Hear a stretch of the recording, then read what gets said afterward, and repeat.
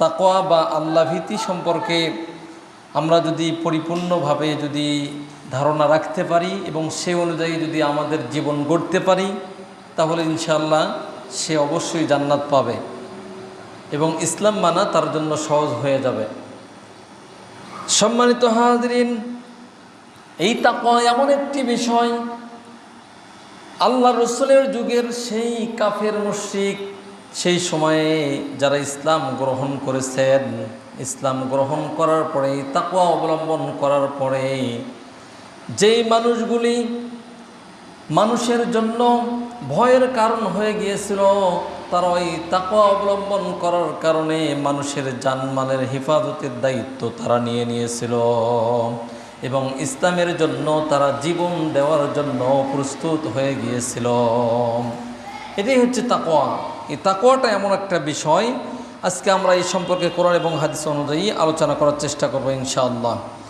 আল্লাহ রাব্বুল আলামিন এই তাকওয়া বা আল্লাহ ভীতি মুমিনের জীবনের মূল ভিত্তি স্বরূপ তাকওয়ার বিষয়টা বলে দিয়েছেন। যে ব্যক্তি আল্লাহকে যথাযথভাবে ভয় করবে, আল্লাহ তাআলা তার সকল বিষয়ের সমস্ত কিছু সমস্যার সমাধান করে দেবেন। আল্লাহ রাব্বুল আলামিন বলে দিয়েছেন, ওয়া মান ইয়াত্তাকিল্লাহা ইয়াজআল লাহু মাখরাজা ওয়া ইয়ারযুকু মিন হাইসু লা ইয়াহতাসিব। সূরাতুত তালাকের 2 এবং 3 নম্বর আয়াতের মধ্যে আল্লাহ রাব্বুল আলামিন বলে দিয়েছেন, নবীকে জানিয়ে দিয়েছেন যে আল্লাহকে ভয় করে আল্লাহ তাআলা তার মুক্তির পথ বের করে দেন এবং এমন দিক থেকে তার রিজিকের ব্যবস্থা করে দেন যা সেই ব্যক্তি কল্পনাও করতে পারবে না। তাহলে আমাদের দুনিয়াতে বাঁচে থাকতে হলে আমাদের সবার একটা টেনশন বা চিন্তা থাকে যে আমাদের রিজিক নিয়ে কিভাবে আমরা হালাল খাদ্য পেতে পারি। তাহলে যদি কোনো বান্দা তাকওয়া অবলম্বন করে, আল্লাহকে ভয় করে, তার রিজিকের সব দায়িত্ব আল্লাহ নিয়েছেন, তার মুক্তির বিষয় আল্লাহ তাআলা করে দিবেন, পাশাপাশি তার রিজিকের চিন্তা আল্লাহ তাআলা দূর করে দিয়ে এমন দিক থেকে তার রিজিকের ব্যবস্থা করে দিবে যা মানুষ কল্পনা করতে পারবে না। মহান আল্লাহ রাব্বুল আলামিন আরো বলে দিয়েছেন, ইয়া আইয়ুহাল্লাযীনা আমানুত্তাকুল্লাহা হাক্কা তুকাতিহ। আল্লাহ পাক বলেন, হে ঈমানদারগণ, তোমরা যারা ঈমান এনেছো, ইত্তাকুল্লাহ হাক্কা তুকাতিহি, তোমরা আল্লাহকে ভয় করো যেমনইভাবে তাকে ভয় করা উচিত। ওয়ালা তামুতুন্না ইল্লা ওয়া আনতুম মুসলিমুন, আর পরিপূর্ণ মুসলিম না হয়ে তোমরা মৃত্যুবরণ করো না। পরিপূর্ণ মুসলিম হতে হবে, শুধুমাত্র নামে মাত্র মুসলিম হলে হবে না, পরিপূর্ণভাবে ঈমান আনতে হবে, মুসলিম হতে হবে। আল্লাহ রাব্বুল আলামিন পবিত্র কোরআনুল কারীমের মধ্যে ঘোষণা করে দিয়েছেন, ওয়ালিমান খাফা মাকামা রাব্বিহি জান্নাতান, আর যে ব্যক্তি তার প্রতিপালকের সামনে দাঁড়ানোটাকে ভয় করে, দ্বন্দ্বয়মান হওয়াকে ভয় করে, তার জন্য রয়েছে 2টি জান্নাত। সূরা রহমানের 46 নম্বর আয়াতের মধ্যে আল্লাহ পাক বলে দিয়েছেন।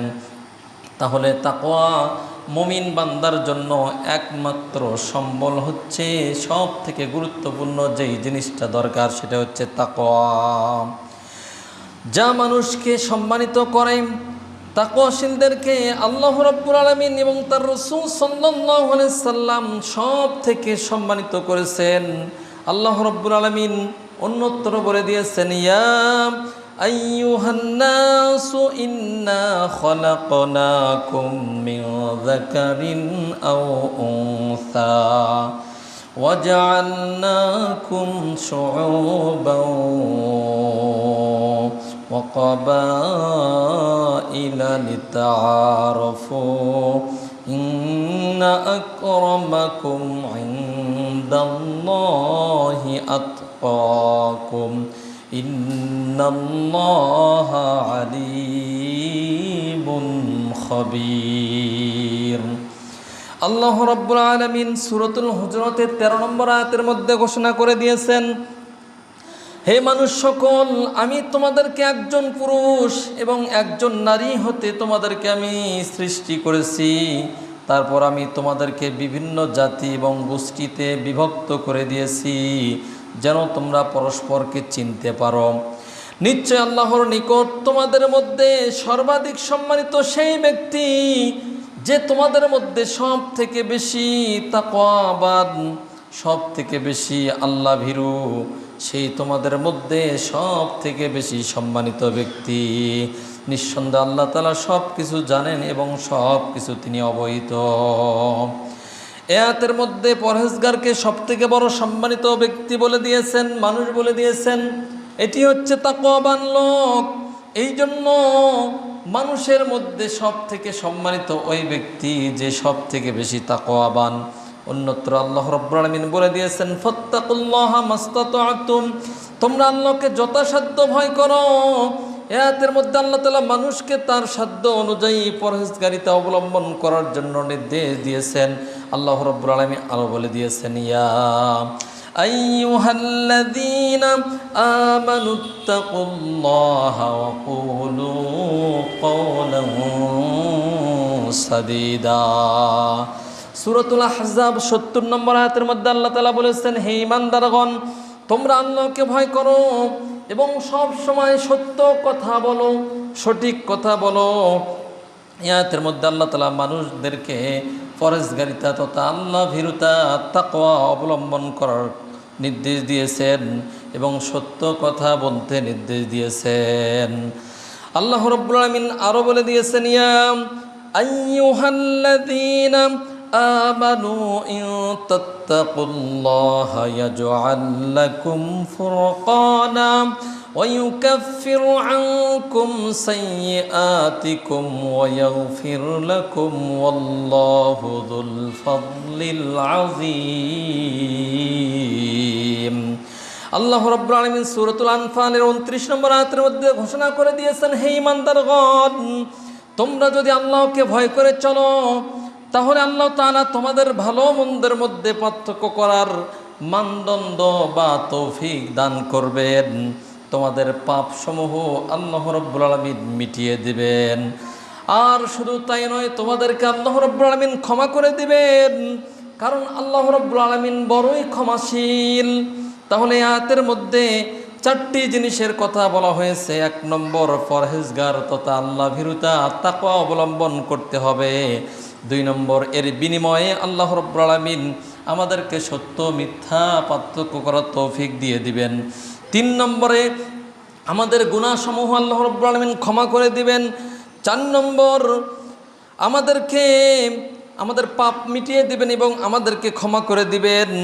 তারপরে আল্লাহ ভীতি বা তাকওয়া মানুষকে ভালো মন্দ, ন্যায় অন্যায় পার্থক্য করে চলার মানসিকতা তৈরি করে দিবেন।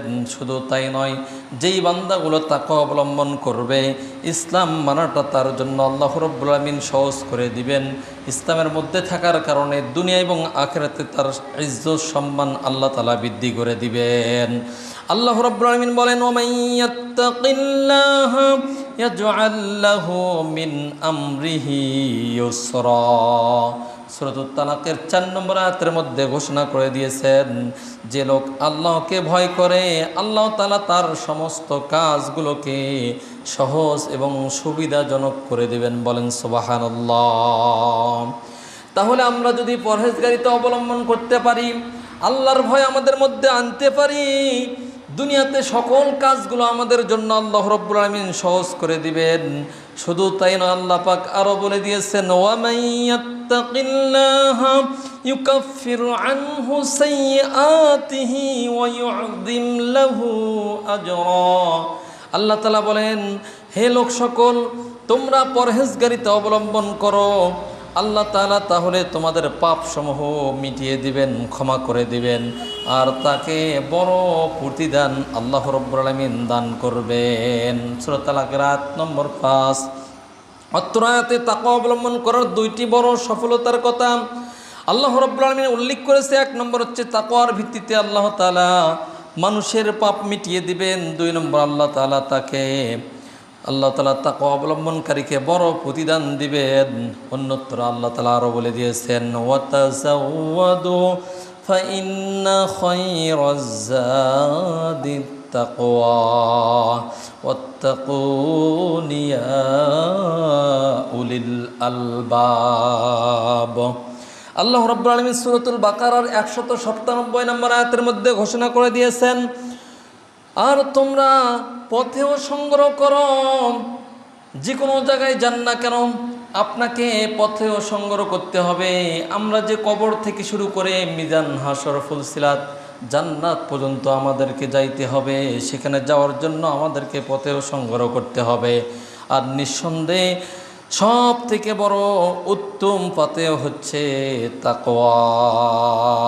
ওয়াত্তাকুন ইয়া উলিল আলবাব, ইয়া উলিল আলবাব, হে জ্ঞানী মানুষ তোমরা আল্লাহকে ভয় করো।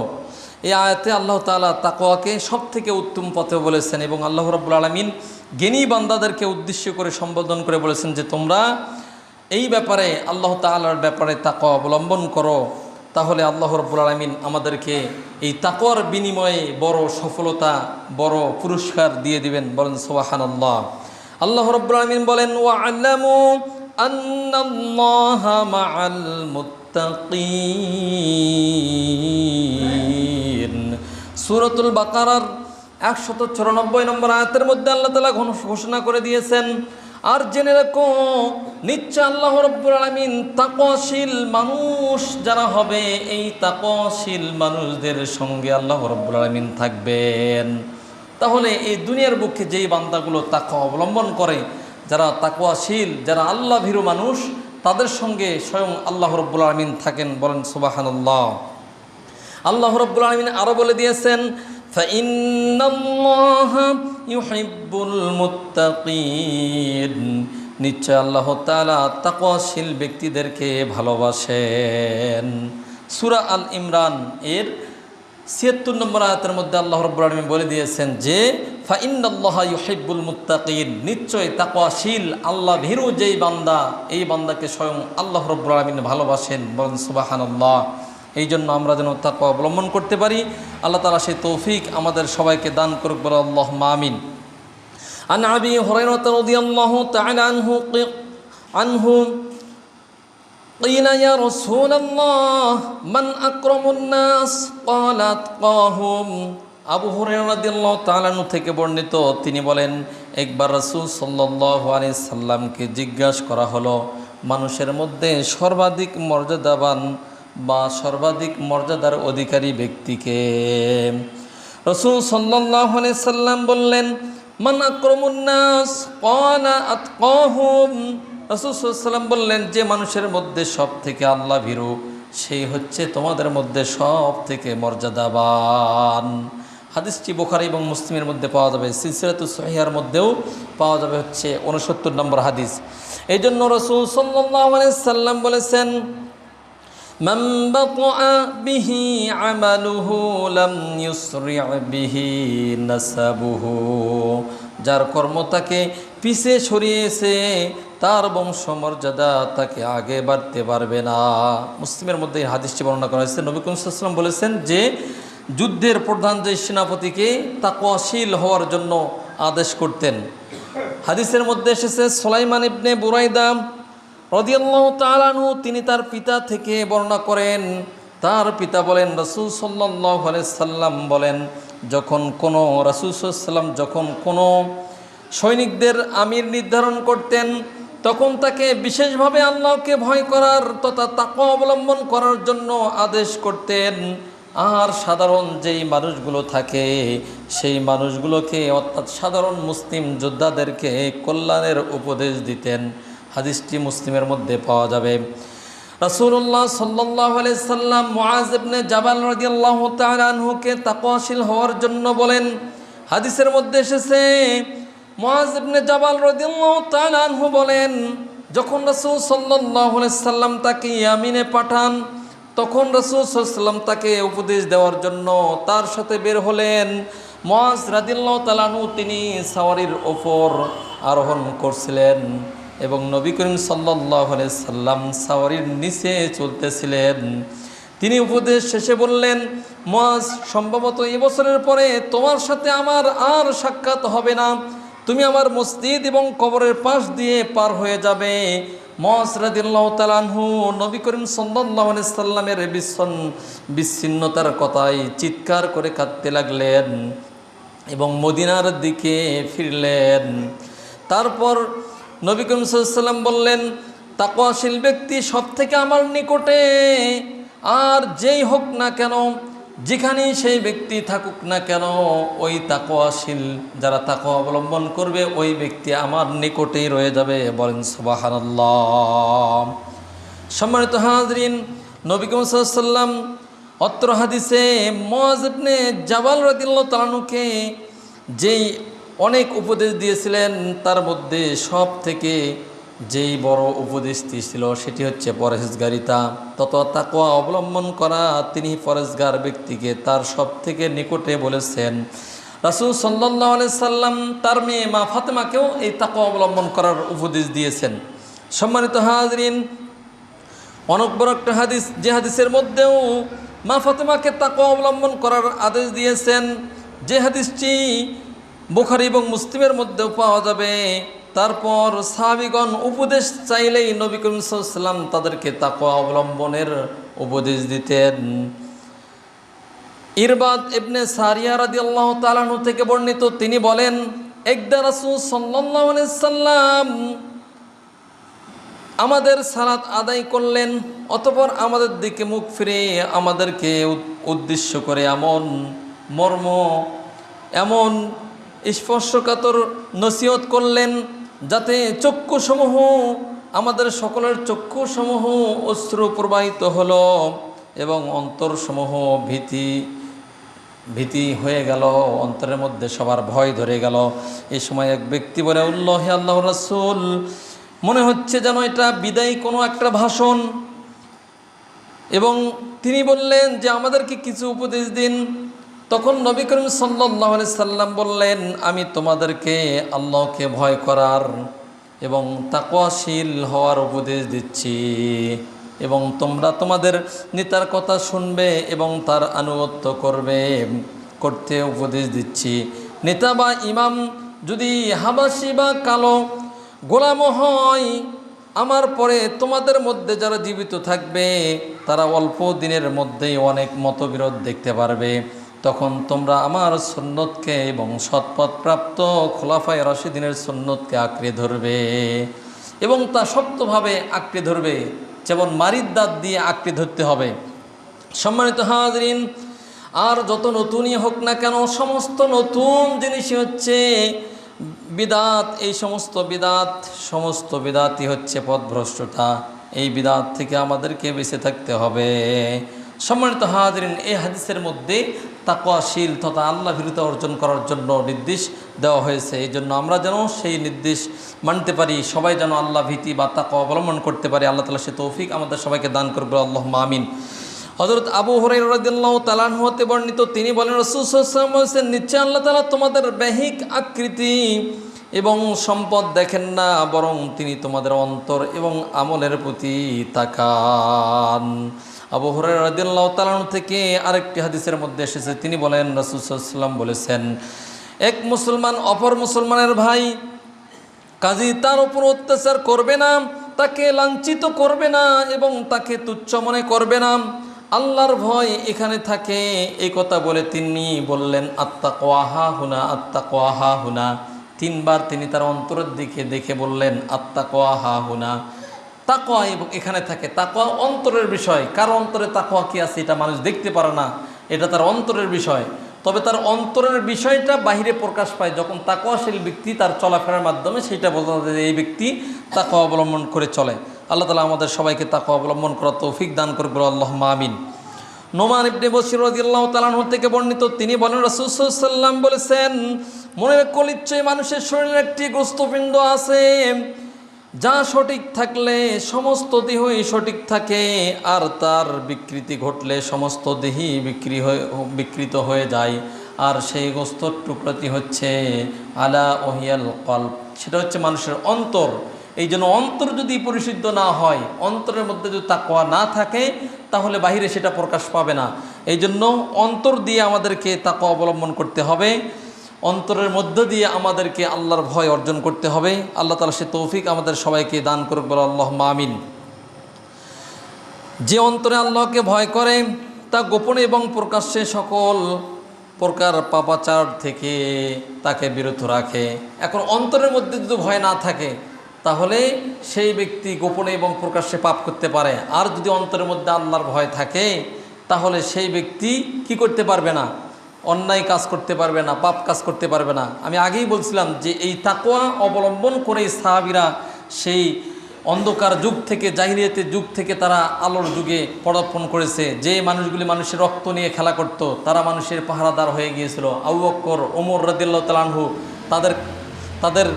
তাদের সেই শাসন আমলে মানুষ সেই শান্তিগুলো ভোগ করেছে শুধুমাত্র তাকওয়া অবলম্বন করার কারণে। আজকে যদি আমাদের দেশের সরকার থেকে শুরু করে সমস্ত পর্যায়ে যত এমপি, যত আপনার মন্ত্রীরা আছে, সবাই যদি তাকওয়া অবলম্বন করতে পারে, চেয়ারম্যান মেম্বার থেকে শুরু করে সবাই যদি তাকওয়া অবলম্বন করতে পারে, তাহলে এই দেশটি সোনার দেশে পরিণত হয়ে যেত।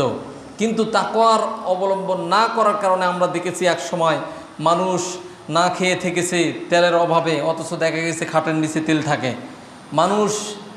মানুষ খাদ্যের অভাবে, মানুষ টাকার অভাবে না খেয়ে অনেকেই মৃত্যুবরণ করেছে। কিন্তু দেখা গেছে সে করোনার সময়ে অনেকের ঘর মজুদ করা বিভিন্ন খাদ্য সামগ্রী ছিল। কিন্তু যদি তাদের মধ্যে তাকওয়া থাকতো, আল্লাহর ভয় থাকতো, আল্লাহকে জবাবদিহিতামূলক যদি কাজ তারা করতো, তাদের দ্বারা এই কাজগুলো হতো না। আজকে আমাদের দেশে যে নেতারা আছে, তারা যদি আল্লাহর ভয় করে, তাহলে দুর্নীতি আমাদের দেশে হবে না। কিন্তু কোথায় যাবেন? সবখানে দুর্নীতি দ্বারা ভরা। সম্মানিত হাজিরিন, এই জন্য আল্লাহর ভয় আমাদের সবার অন্তরে রাখতে হবে। উমামা বাহিনী রাদিয়াল্লাহু তাআলা আনহু বলেন, আমি রাসূল সাল্লাল্লাহু আলাইহি সাল্লামকে বিদায় হজের দিনে খুতবা প্রদান করতে শুনেছি। তিনি বলেছেন, হে মানুষ, তোমরা আল্লাহকে ভয় করো, তোমরা আল্লাহকে ভয় করো, 5 ওয়াক্ত সালাত আদায় করো। তারপরে বলেছেন, অসুমু শাহরাকুম, তোমরা রমাদান মাসে সিয়াম আদায় করো, ওয়াদ্দু যাকাতা আমওয়ালিকুম ওয়াতিউ যা আমরিকুম তাদখুলুল জান্নাতা রাব্বাকুম। রাসূল সাল্লাল্লাহু আলাইহি ওয়াসাল্লাম বলেছেন, তোমরা 5 ওয়াক্ত সালাত আদায় করো, রমাদান মাসে সিয়াম পালন করো, এবং তোমাদের সম্পদ যাদের আছে তাদের সম্পদের যাকাত প্রদান করো, এবং তোমাদের নেতাদের আনুগত্য করো, তাহলে তোমরা তোমাদের প্রতিপালকের জান্নাতের মধ্যে প্রবেশ করতে পারবে।